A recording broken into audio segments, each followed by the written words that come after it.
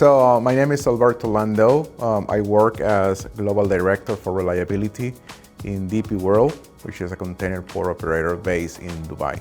And to make our decisions effective and efficient, we need to have a robust system.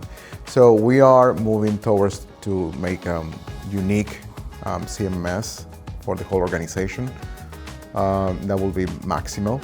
So we are 80% or 85% now in our business unit with Maximo.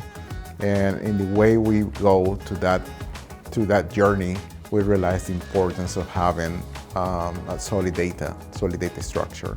So that's why we have standardized a lot of our processes, and that way everyone can generate the data the same way, and then we as an organization, we can leverage for the decision-making process.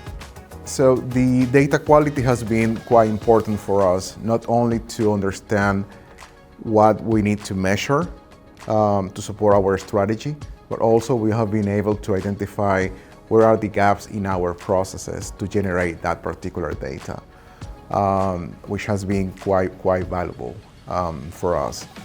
But either way, one of the main aspects when we work with data, not only for DP World, for any organization, is to understand what you want to measure. You need to understand where you want to go.